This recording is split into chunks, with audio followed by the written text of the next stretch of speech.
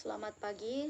Saat ini saya akan menyelesaikan ujian akhir semester tahun ajaran 2022-2023. Sebelum itu, saya ingin perkenalkan diri. Nama saya Irene P. Mumu, NIM 22020101037, Program Studi Manajemen. Untuk mata kuliah, STTK Humanisme. Untuk dosen adalah Ibu Delvina SSOS MM. Anger Management. Amarah atau rasa marah merupakan hal yang normal dan wajar dirasakan setiap orang.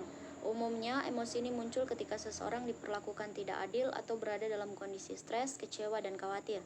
Meski marah merupakan hal yang wajar, tapi amarah yang tidak terkendali bisa berdampak buruk pada hubungan pekerjaan, pertemanan, bahkan kesehatan mental diri sendiri. Marah, seperti emosi lainnya yang dapat menimbulkan perubahan fisik dan psikologis, meliputi 1. Denyut jantung menjadi lebih cepat, dada terasa sesak, tubuh memanas, otot menjadi tegang, dan Anda akan mengepalkan tangan. 2. Mudah tersinggung, merasa terhina, merasa membenci, atau bahkan menangis karena marah. 3. Berteriak, memulai perkelahian, memecahkan atau melempar barang, dan mengabaikan seseorang. Anger management atau pengendalian amarah merupakan salah satu cara efektif untuk mengendalikan ledakan emosi yang kerap terjadi. Hal ini karena ketidakmampuan diri untuk mengendalikan amarah justru bisa membuat masalah semakin rumit atau bahkan mempersulit diri sendiri. Penerapan anger management untuk mengendalikan emosi. 1. Cobalah berpikir sebelum berbicara. Rasa marah yang muncul terkadang bisa membuat seseorang ingin meluapkan perasaannya tanpa memikirkan dampaknya. Tak jarang, kemarahan justru diluapkan melalui kata-kata yang kasar. Padahal, kondisi demikian hanya akan memperkeruh keadaan.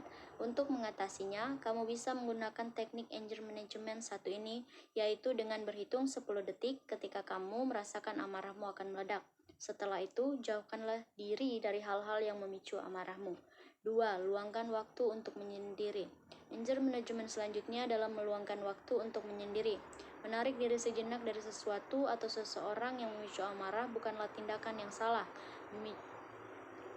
Meluangkan waktu bagi diri sendiri justru bisa membuat pikiran lebih tenang dan emosi lebih stabil, sehingga kamu pun bisa menyelesaikan masalah atau mencari jalan keluar dari masalah yang dialami. 3. Lakukan relaksasi. Salah satu teknik anger management yang cukup efektif adalah relaksasi. Kamu dapat melakukan latihan pernapasan dengan cara menarik napas dalam-dalam secara perlahan dan mengatur pernapasan selama relaksasi. Hal ini mungkin terdengar sangat sederhana, namun teknik ini sebenarnya dapat mengaktifkan sistem saraf parasimpatik yang bisa membantu kamu untuk meredakan emosi negatif seperti marah atau cemas. Kamu juga bisa melakukan yoga secara rutin untuk mengendalikan emosi negatif yang dirasakan. Hal ini karena yoga dapat melatih pernapasan sehingga membuat tubuh menjadi lebih rileks. 4. Kenali penyebab utama amarah dan cari solusinya.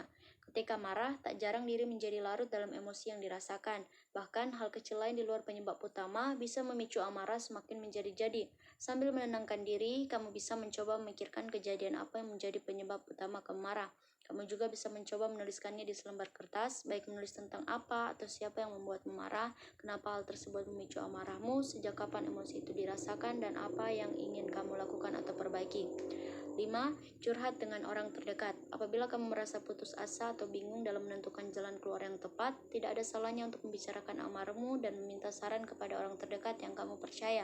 Hal ini juga menjadi bagian dari metode anger management yang baik, karena orang terdekat umumnya merupakan orang yang sangat mengenalmu dan peduli terhadap kondisimu. Dengan begitu, kamu bisa mendapatkan ide untuk memecahkan masalah. 6. Ekspresikan amarah dengan cara yang tepat. Anger management berikutnya adalah mengekspresikan amarah dengan cara yang tepat. Amarah yang disampaikan dengan baik bisa memperbaiki situasi, mencegah amarah muncul kembali, bahkan mencegah kemungkinan kamu menyakiti perasaan orang lain.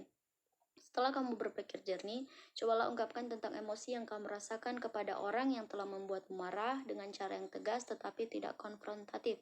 Nyatakan kekhawatiran dan keinginanmu dengan kata yang jelas dan tidak menyakiti perasaan orang tersebut. Umumnya, mengekspresikan kemarahan lebih baik daripada memendam amarah dalam hati. Pasalnya, emosi yang tidak tersalurkan dengan baik dapat menjadi penyebab utama gangguan kesehatan mental, misalnya depresi atau gangguan cemas. Inilah daftar pustakanya. Atas perhatiannya saya ucapkan terima kasih.